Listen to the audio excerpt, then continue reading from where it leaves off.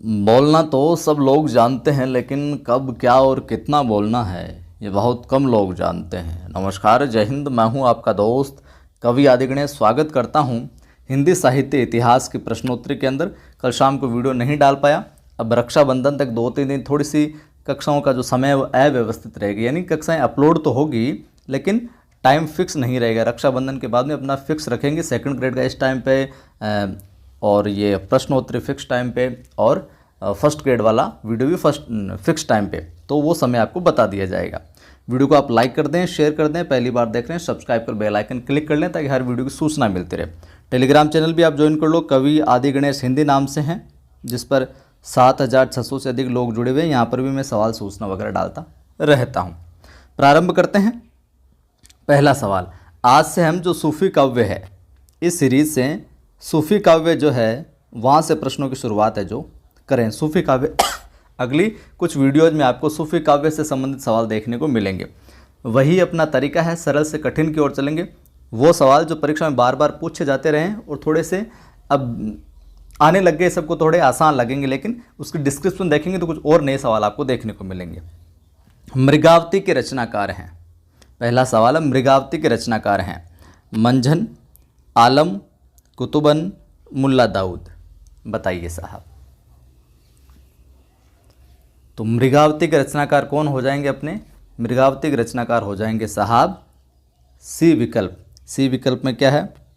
कुतुबन। मृगावती के रचनाकार कौन? कुतुबन। और मंझन ने किसकी रचना की? मधुमालती की। मंझन ने किसकी की? मधुमालती की। यहाँ पर मैं लिख देता हूँ। जिन साथियों को याद है अच्छी बात है, दोबारा सुन लीजिए। जिनको नहीं याद है वो नोट करते चलिए या फिर सुनते चलिए। मंझन, मधुमालती, ठीक है। मुल्ला दाऊद ने किसकी रचना की? ये बहुत बार पूछी गई है सारों की रचनाएं। चंदायन। मुल्ला दाऊद, चंदायन। और ये जो तीनों है, मंझन साहब, कुतुबन और मुल्ला दाऊद, ये तीनों ही रचनाकार प्रेमाश्रयी शाखा के सूफी कवि हैं। सारे क्या हैं? प्रेमाश्रयी शाखा के सूफी कवि हैं, ठीक है। और जो अपने आलम साहब है, इनकी प्रसिद्ध रचनाएं हैं, ये भी कई बार पूछ गई है। आलम के लिए, आलम की एक तो आलम के लिए हो जाएगी और एक हो जाएगी माधवानल कामकंदला, ठीक है। माधवानल कामकंदला। तो मधुमालती मंझन की, आलम के लिए आलम की, और कुतुबन की मृगावती हो गई, और मुल्ला दाऊद की चंदायन, ठीक है बात। अगला सवाल देखिए। ज्ञानदीप के रचनाकार है। ये सवाल भी कई बार पूछा गया है। ज्ञानदीप के रचनाकार हैं मंझन, कुतुबन, उस्मान या फिर शेख नबी। तो आसान है, बाकियों की तो देख ली हमने। तो यहाँ पर उत्तर हो जाएगा ज्ञानदीप के रचनाकार कौन हो जाएंगे? कौन सूफी रचनाकार हैं? ये भी शेख नबी। शेख नबी। और ये भी क्या है? सूफी रचनाकार है। और मंझन वगैरह की तो मधुमालती, कुतुबन मृगावती, उस्मान साहब की एक रचना आती है चित्रावली। उस्मान की कौन सी? चित्रावली। तो इन सारों की रचना याद हो गई आपको। मंझन की मधुमालती, कुतुबन की मृगावती, उस्मान की चित्रावली, और शेख नबी ज्ञानदीप। यही प्रमुख है। जो मुल्ला दाऊद की चंदायन, ये प्रमुख पूछी जाती है। अगला सवाल है, अंगद पेज के रचनाकार हैं।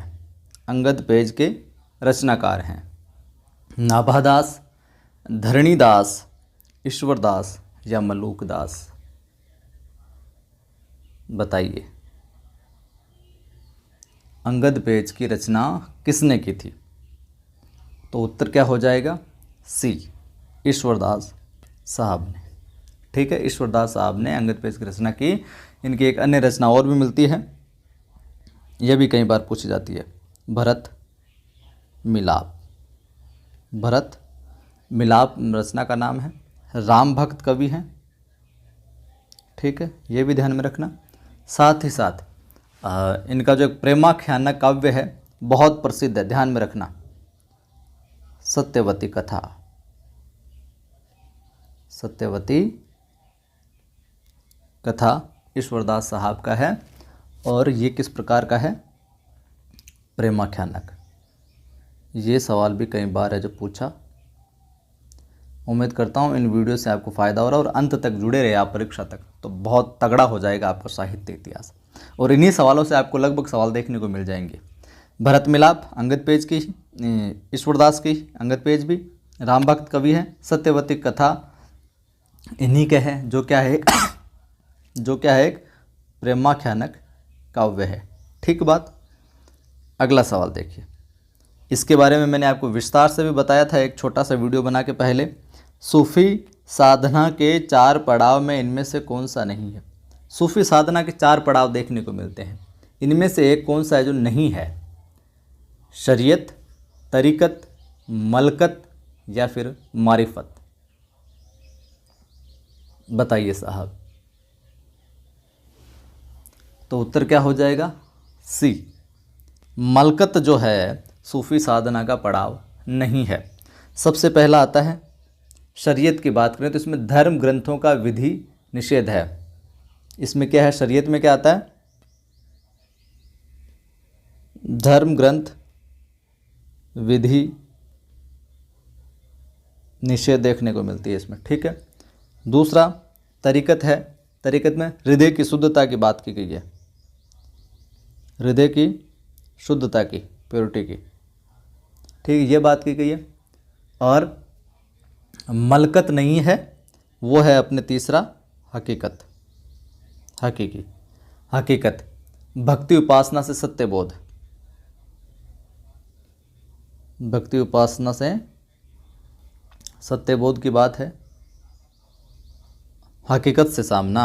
और चौथा है अपने मारिफत या मार्फत, इसमें आत्मा परमात्मा मिलन या सिद्धावस्था देखने को मिलती है, सिद्धावस्था या आत्मा परमात्मा मिलन। ठीक है, तो मलकत नहीं है अपने, वो है हकीकत। ठीक है बात। चलिए अगला सवाल है, ध्यान से पढ़िएगा। जायसीकृत पद्मावत के विषय में कौन सा कथन गलत है? जायसीकृत जो पद्मावत है उसके विषय में कौन सा कथन गलत है? पद्मावत में 52 खंड हैं तथा प्रिय अलंकार उत्प्रेक्षा है, प्रिय अलंकार उत्प्रेक्षा है।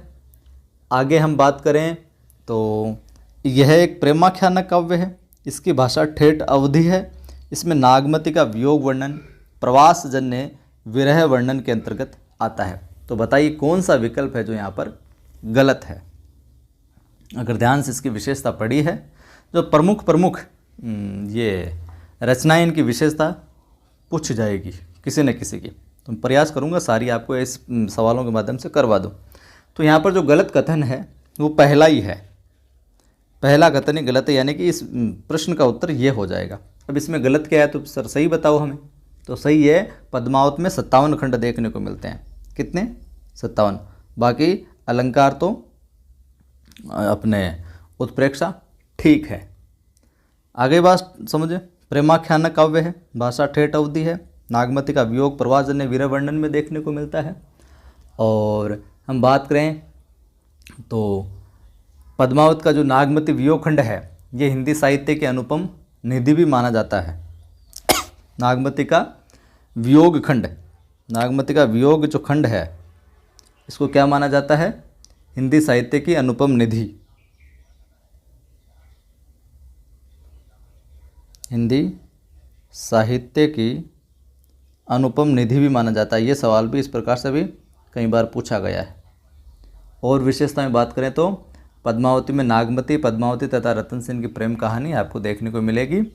और पद्मावत की जो कथा है, ये सवाल भी कई बार पूछा गया है। पद्मावत की मतलब कई बार आया है, पद्मावत की कथा का जो पूर्वार्ध है वो कल्पित कहा जाता है और उत्तरार्ध है जो ऐतिहासिक है।